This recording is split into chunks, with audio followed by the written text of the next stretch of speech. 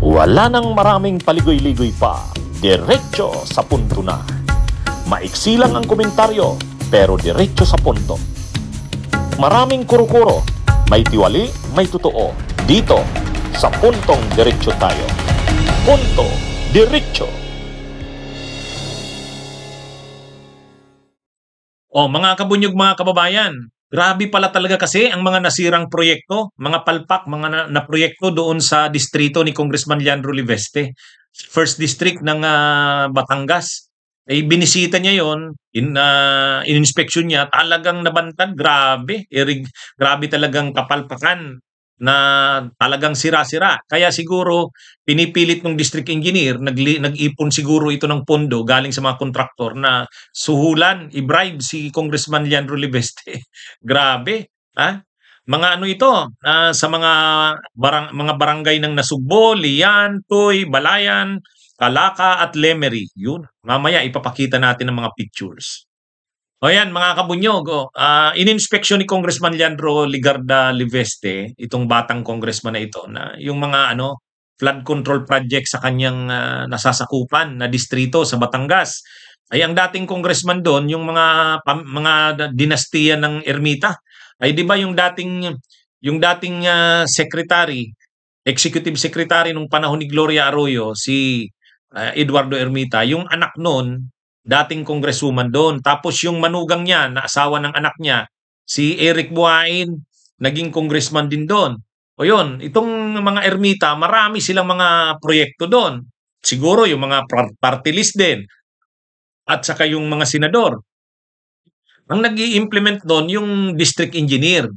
Yung engineering district ng first district ng Batangas. Nang mag-order si PBBM na tingnan yung mga flood control, may listahan na ngayon si Congressman Leandro Liveste, binisita niya yun, in-inspection niya. At nakita niya na yung mga proyekto ng DPWH ay nakita nila sa mga barangays ng Nasugbo, Lian, Tuy, Balayan, Calaca at Lemery.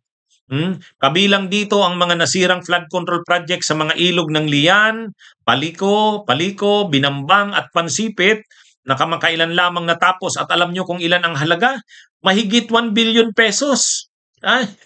Mahigit 1 billion pesos at natapos lang nung hindi pa lang natatagalan na natapos, pero grabe, substandard.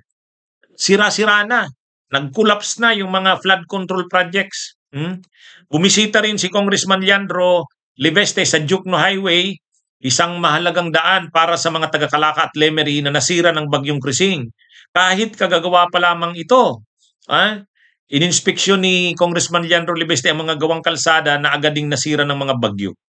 Kaya ito palang mga pinisitang ito, makikita talaga natin yung mga pictures nito. Ito mga kabunyog, mga pictures. Nakapost mismo ito sa website, sa social media account ng opisina ni Congressman Leandro Liveste. Kaya ayan, tingnan nyo. Hindi talaga pumayag si Congressman Leandro Liveste na hindi niya bisitahin itong. Kitang-kita naman talaga. Kaya sa tindi ng mga ginawang ito ng mga contractors doon sa Batangas, hindi talaga pumapayag si Congressman Leandro Liveste na hindi ito imbestigahan. Malamang ipapatawag yung mga contractors na yon sa investigasyon sa Kamara at pati yung mga DPWH officials, o kaya gumawa na ngayon ng hakbang. Gumawa na ngayon ng hakbang yung district engineer. Malamang kinausap niya na yung mga contractors na arigluhin natin to. Magtulong-tulong na tayo, mag-raise na tayo ng pondo. Sigurado, in-instructionan din yung district engineer ng regional director niya.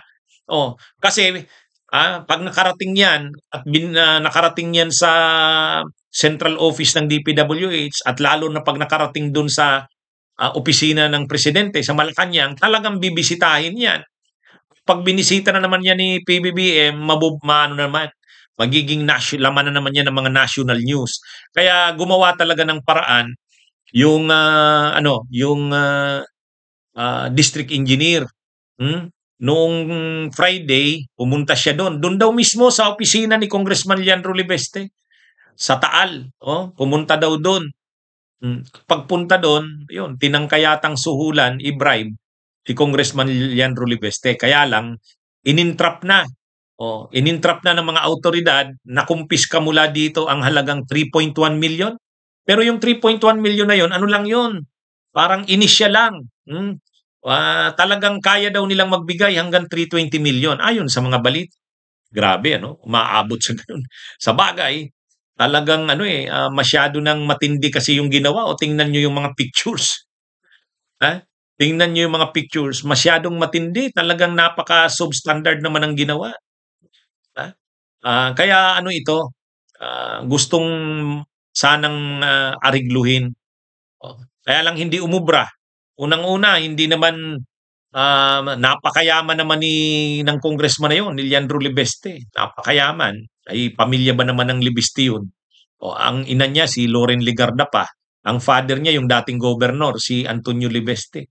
Kaya hindi umubra. Pero